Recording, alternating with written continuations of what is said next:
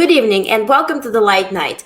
My name is Olga Nesterova. I'm your host, and this episode is like no other. This is the episode where I want to talk to you to describe why I actually started this program and what changes I decided to make.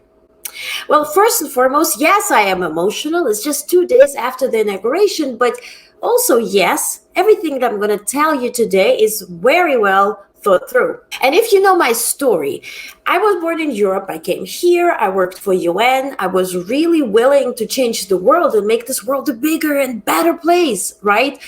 And then I saw and realized that actually the real change would come from the community within. And so I went into production. And so I was determined to encourage people and motivate them to see each other as humans and connect.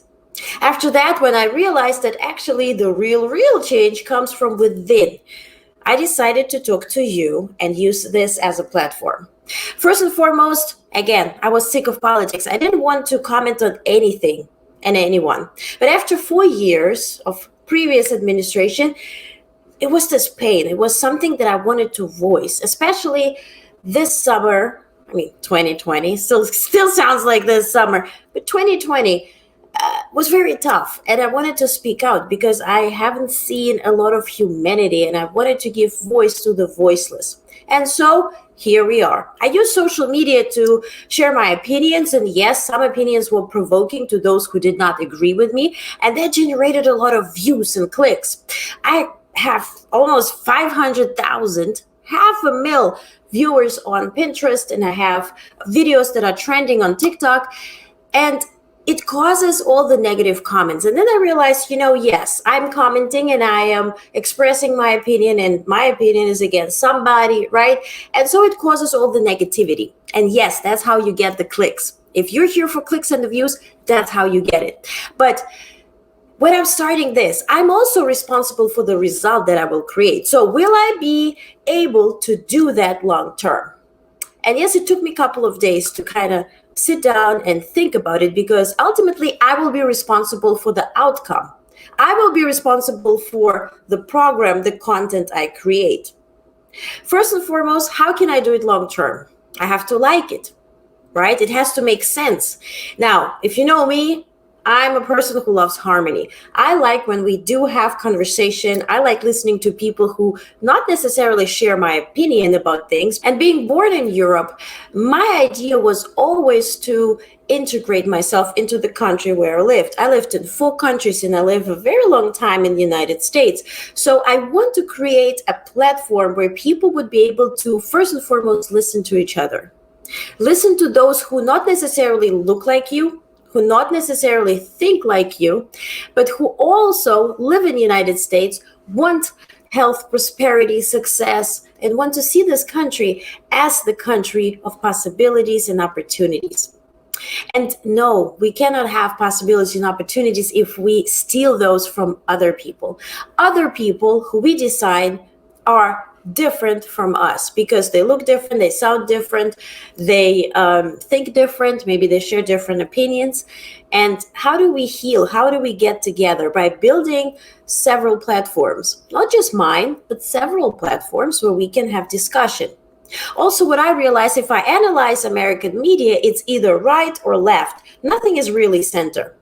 And so I want to have a platform where we're not encouraging you to think in a way, right? To support somebody or be against somebody. I want to discuss trendy topics and then analyze what are the facts, what are the outcomes, what are the consequences, and then you can build your opinion. Where do you land? Do you land center, right, left? I don't care. As for me, yes, the past 4 years defined me, but because it was very difficult. You had to pick a side, and I picked the side of humanity. And now we have to still live here, and we cannot really, say, okay, we have a new president, everything will be new. No, it will be new when we change our ability to respect each other. Because ultimately, when COVID is over, we will be working together in offices. We will be seeing our family members who do not think like us. I have several friends who are who are landing totally on a different side politically wise. And also when I'm talking to people who work for Onest TV or will work for Onest TV, I don't necessarily assume they will be sharing my opinion. And that's the beauty of it. And that's the beauty of democracy.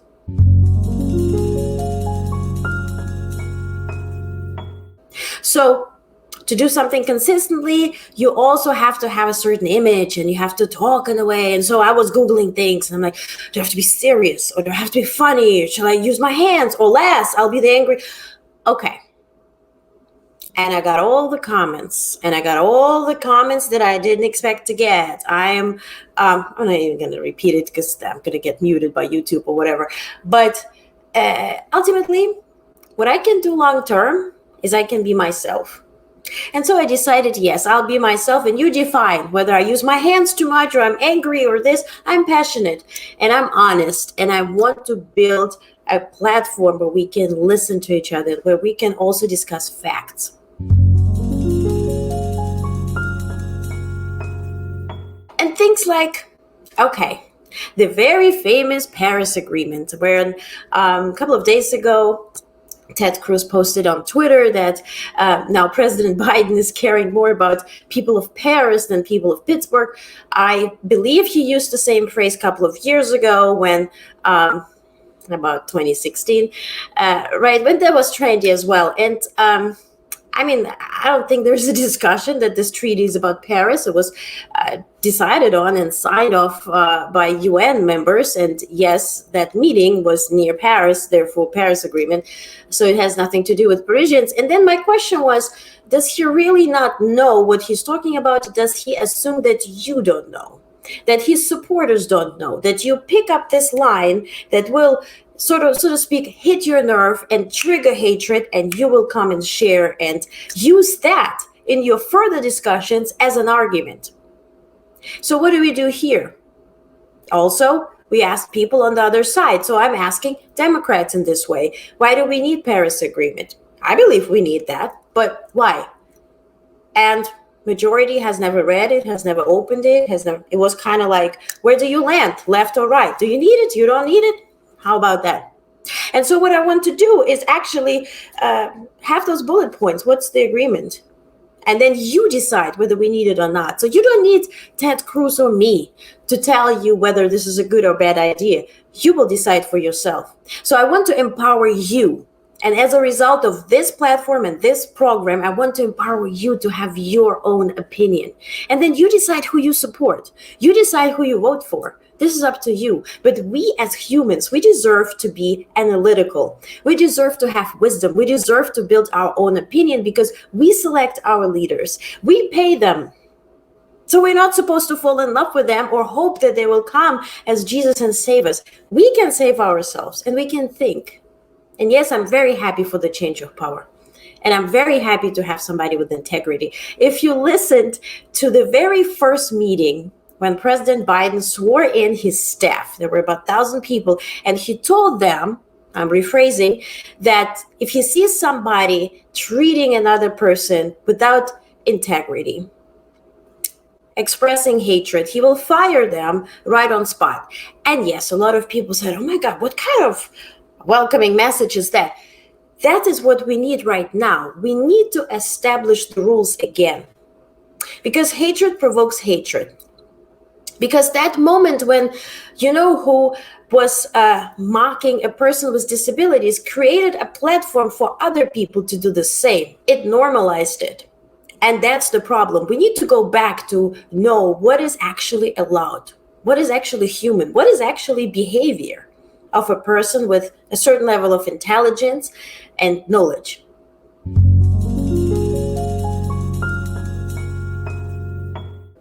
And so how did we land here? How did we land in a place where people can't really speak to each other? When I'm going through social media and some people say, I don't know how to even live right now because my leader is gone and I'm scared and I'm honestly not knowing what to do. And people are crying on top of their lungs, screaming. They don't know how to live here. On the other hand, you have Democrats who were fearful for the 4 years and now feel relieved. And may I quote, liberated. And so how did we get here?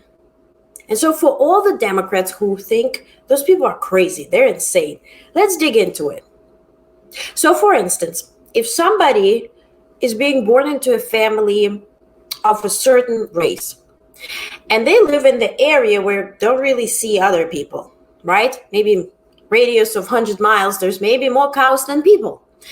And so they are born in this family with this understanding that everybody who doesn't look like them, doesn't sound like them, and doesn't think like them is dangerous. And you're born as a child in this atmosphere, so you don't know anything better. You don't know that. And maybe when they do have dinner, they are talking and they're using racial slurs, and this is normal for them. That's how they grew up. That's the childhood. That's the normality. And then on TV, they never hear that. So they think, well, you know, nobody understands us, but we know better. We have our community. We have our friends, co-workers. And then suddenly they get a leader who speaks their language. Boom. And they think, oh my God, finally, people listen to me. Finally, I have somebody I can trust. This is finally, wow, he's one of us. And this leads to that sort of blindness and love for the leader, not understanding what the intentions actually could be and why the leader uses that and why the leader was actually a Democrat and then changed to Republicans when that was convenient, but that's not the talk of today. So they do not know any better. And now their leader is gone. And their leader told them that if I'm gone and the other power is here, that's evil, that's devil, you're gonna die, all this crazy stuff. And so now they're in the spot where they're, as I'm reading, a lot of people are suicidal, thinking, I don't want to live in this country. They don't know any better. So what we need to do, we need to tolerate the cries, and we need to talk to them. And we need to show that we're here to find consensus. And no, I don't like the empty talks of unity. I believe unity comes from consequences. And that's how you can teach people that this wasn't right. Right? You love your country, you love the institutions that rule this country, and they decided that this was not right, that you were fooled. And now you have to adjust. And these institutions are here to protect you. And so consequences are needed. And then we talk about unity. And then, of course, you have the politicians who do the U-turns. They love U-turns. One day is this, another day is that, and they have double necks, and they use them. And so we need to talk. We need to be tolerant. And for Republicans, if you made it till here, God bless you, and you think Democrats are crazy, why are they celebrating? Why do they love their leaders? Why are they so liberated? Because yes, people are liberated because they were fearful for 4 years. Whatever you feel right now, that's what this demographic felt for 4 years. It was difficult. It wasn't pleasant. People of certain races, of certain demographics couldn't even enter the country. And then, yes, there are some people who I know personally posting all over social media saying, oh my God, President Biden is signing the stuff for LGBTQ community, allowing them to use bathrooms as they wish, allowing them to go and be sporty as they wish and join teams and be athletic. And I'll repeat that again. Allowing them to use bathrooms as they wish. That's even allowed in jail. Allowing them to participate in sports as they wish. Wouldn't you like it? Where's the humanity? And so we're so fast to share highlights, to share titles without even clicking and reading the article. I believe I can really put a great title that will strike the nerve, either right or left, and you'll just share it without clicking, and maybe when you click, there will be one hot pile of poop. And I believe this is actually possible. Not that I encourage you to do it. But when you share something and when you use other people's words, think Ted Cruz, think other people, as your argument, read it. And what if somebody would told your child or yourself or your brother, sister, mother, father, that they can't use the bathroom as they wish, that they can be in sports as they wish? What if you were told that somebody decided upon your loved one's future right before that person left and said that, now they can be fired because I don't agree who they love or who they live with. Now they can be kicked out of an apartment because I don't agree with their sexuality. How would that sound to you? So for Republicans, please put yourself in the shoes of others before you use whatever you use for arguments. Would you like it? Would that be humane to you? Would you be scared if your son or daughter went to get something from a we're in New York, bodega, and never came home? Would you be scared if you saw somebody who looks like you being tortured on the street with the knee upon his neck and being killed in 8+ minutes? Would you be okay with that? Would you be okay going on the same street and walking around and maybe dancing or picking, a pocket of Skittles? Would you be okay to do that? Would you be okay? So I ask you, before you share something, before you use arguments, before you put words in your mouth, please think about it. Would you be okay if somebody told the same thing to your loved ones or to you? And that's how we're going to fight it. Some people have to talk less, some people have to talk more. And as this amazing young leader, Amanda Gordon, said, not all silence is peace. And so some people have to really step up, and that will be the next step to healing. And so I'm asking you, what topics do you want to discuss? What trendy topics do you really not understand? You know that moment in Friends, and sorry, I'm a Friends girl, when Joey was sold a dictionary because whatever words the guy was mentioning, he didn't really understand. So think about it. What would you like to dig in? Yes, we will be talking about the Paris Agreement. Yes, we will be talking about the policy for LGBTQ family community and what President Biden has signed. We will be talking about that, but please comment below or contact me, or let's connect on social media. If you use Twitter or you use Facebook or Instagram, it's at I am Olga NYC. You see it on the screens. And please connect with me. Send me your topics that you want to discuss. If you think I should invite somebody on the show and have a conversation, and that's what will follow. We will be talking about the pandemic and the tolerance and dignity that we need to employ in order to fight it. Yes, think again. And we also will be talking about Black Lives Matter movement and the cause that needs to be brought up, and we are the ones who can keep it alive, and the importance of it. We'll be talking about different issues, but please comment below, please subscribe, please like this video, please share it. I want to create this community. This is not about me, this is not about views or likes. This is about people having a place where we can actually get information that will allow you to use your human right to build an opinion and actually know what you're talking about, and then decide who you fall for. This is up to you.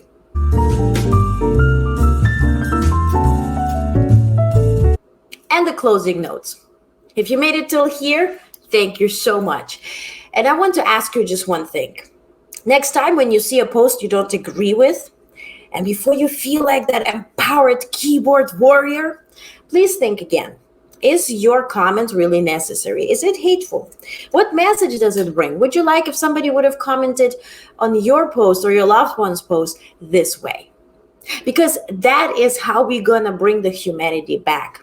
That's how we will gain wisdom. That's how we can build actually platforms where we can talk. Don't spit hate. Hate is actually showing your fear. Hate is actually showing your weakness. Because an adult person who is busy, successful, knows what he or she or them are doing, doesn't have time to be hateful. So then think about it. Maybe you have too much free time. Maybe you don't love what you do. Where does this hateful stuff comes from? You don't agree with other people? Well, I don't agree with a lot of people. Do we need to be decent? Yes. And so I ask you to be decent. And so be mindful, be wise. And until next time, this is The Lite Night. I'm your host, Olga Nesterova. Thank you for joining me today. And next week, we start our brand new journey. Good night.